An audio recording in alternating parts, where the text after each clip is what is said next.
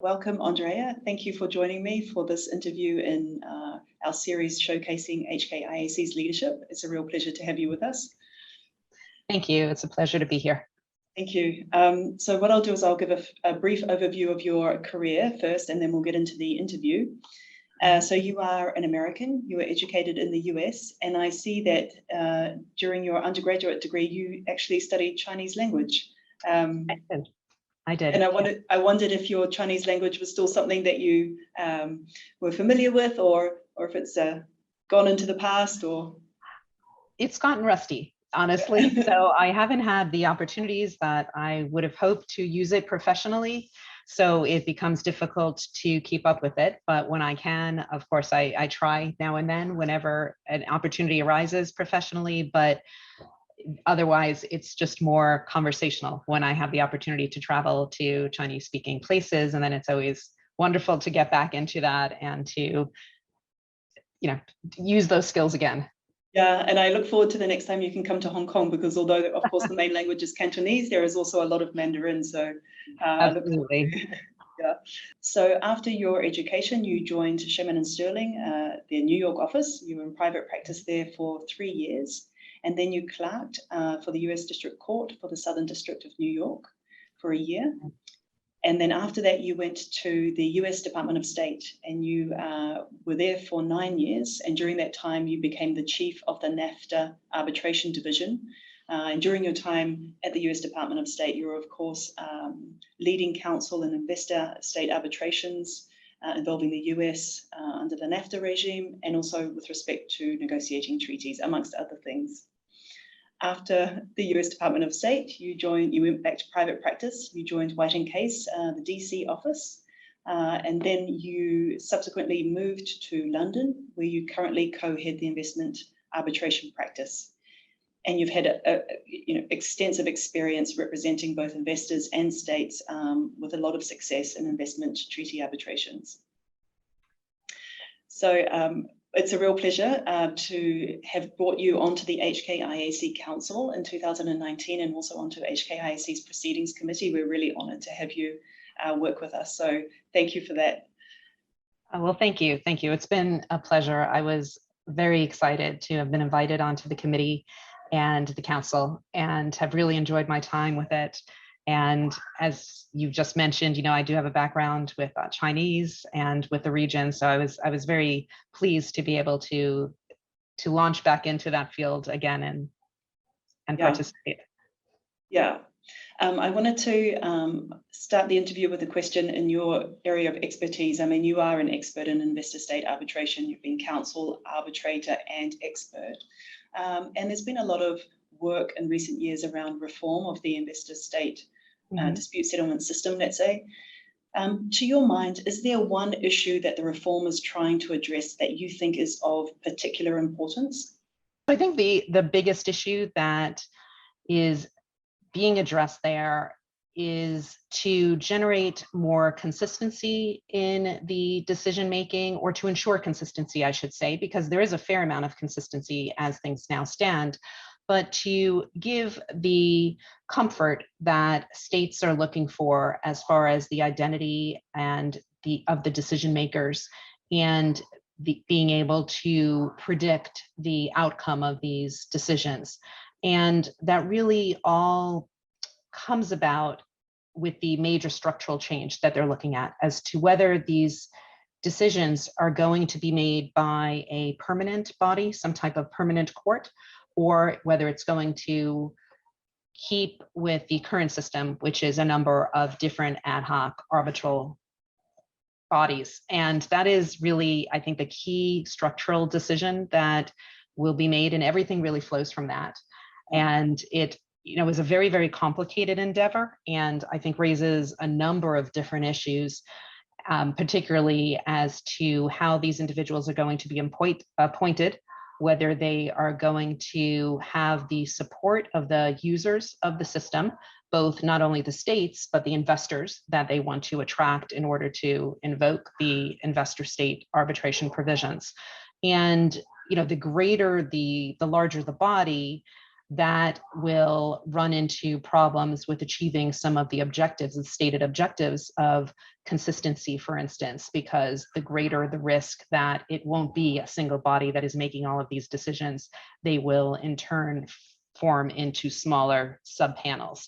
And that raises a whole host of issues, apart from, of course, all of the framework and structural issues that will be generated as far as the enforcement regimes and the current treaty enforcement regimes that are already in place that will need to be adjusted to accommodate any new body of this nature. Yeah, I think you've encapsulated quite how immense the work really is. Yeah. It really is. It really is. It's, I think every time one of these issues is addressed, another 3 or 4 issues immediately follow thereon. Yeah, absolutely. And they're not straightforward issues. Yeah. Not at all. Well, perhaps moving to an area of international arbitration that is not so fraught with issues, moving more towards international commercial arbitration. White & Case, of course, partnered with the Queen Mary University of London again this year to publish the International Arbitration Survey. When you read that survey, when you read the results, what stands out to you as some of the key takeaways? A few things. I think one of the key takeaways really is the prominence of Asia in arbitrations. And HKIAC, as you know, came in number 3 as the most used institution, and Hong Kong as a seat of arbitration was also 3rd. And in that mix of 3 was also Singapore. So you have 2 of the top 3 being located in Asia. And I think that is a major development and something that is notable and prominent. And so I think that's very interesting. I think also the focus on diversity and the increasing desire to enhance diversity of all types amongst arbitrators and practitioners. And so we saw in this survey that strides had been made in particular with gender diversity, although there's still a lot of work to be done, and even more work to be done as far as regional diversity is concerned. And then third, I think technological advances, which of course were all exacerbated, or we can say expedited, because of the pandemic. And when we launched the survey, it was pre-pandemic, of course, so we had not anticipated this, but it gave us a really terrific opportunity to work in the developments that became so prevalent during the pandemic. So whereas before people are answering questions, or we anticipated people answering questions in the abstract about use of technology and arbitration, overnight it became something with which every practitioner and every arbitrator became intimately familiar. And so to really be able to gauge practitioners and arbitrators' views on the virtual technology that became prevalent at that point in time, I think is very useful and will guide the practice for the next months and years to come. Yeah, I think it has been very useful, particularly from an institutional perspective.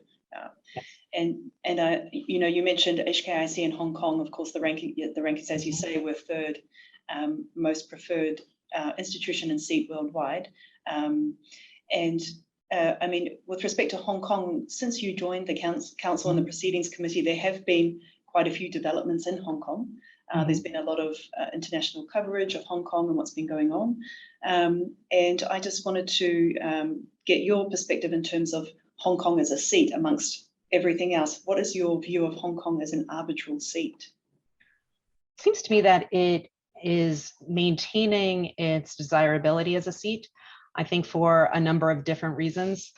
First, really, it's both proximity in all respects to China. And China is such a major player now and economic player. And as a result is generating a lot of disputes with Chinese parties. And Hong Kong is such a natural place of arbitration for those disputes, and HKIAC is such a natural institution to deal with those disputes. And I don't think that is going to change. I think that's only going to increase even further.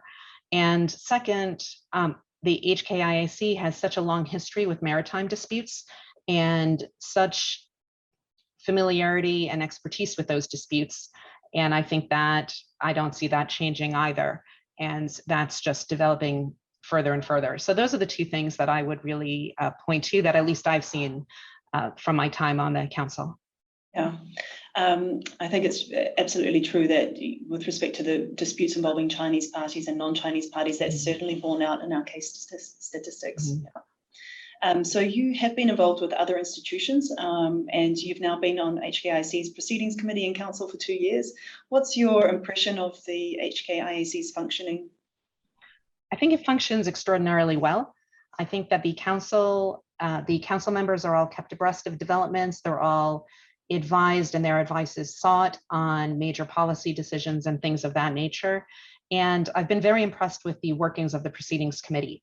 What is different from the way in which some other institutions function is the expedition in which those issues come to the committee.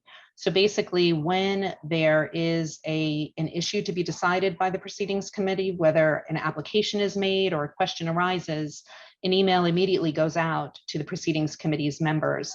And we're located, in different time zones, but we all can then immediately communicate about that. It may be a few hours lag, but it's surprising that oftentimes it's within 24, 48 hours and everybody has weighed in and you have an answer. And so it's very efficient and very, very expeditious, which I think is of great value to users. Yeah, absolutely. And we're greatly appreciative of the Proceedings Committee members' time and their attention to our work. Yeah. Final question, Andrea, is, you've led really an exceptional career, and the accolades to your name are many. I don't have time to go through them all, but it's really impressive. And I wondered, what has been key for you in building such a successful career? Perhaps some advice to people who may wish to follow in your footsteps. Well, thank you for that. I don't know if that's all deserved, but thank you. So I think most important for me is that I genuinely enjoy the work. I find it interesting, and there are constant challenges. And that is, I feel, so important, because ultimately it's really difficult, it's really time consuming, and it's hard work. And so you need to put a lot of time and effort into it. And there's just no getting around that. And part of what makes it so interesting is that you're dealing with colleagues and clients around the world, and you're dealing with different legal systems, different issues and things of that nature. But that also means that you're working around the clock oftentimes, because you're working through different time zones and you're traveling to different places. And in order to do that, and I think to maintain that work lifestyle over many years, it only pays to do that if you really enjoy what you're doing. And I'm lucky to have found an area of law that I enjoy and have had the opportunity to work on, terrific cases with wonderful colleagues, terrific clients. And then, of course, to also have the support of my family, because that has been key. And just like I said, the work is demanding, and given the international nature of the work, which is what makes it so exciting, it's very unpredictable time-wise. And so having that family support is key. And without it, it would be impossible. Yeah, well, thank you for that. That's really insightful. And also thank you for the time that you dedicate to HKIAC. We really appreciate it. Of course, thank you.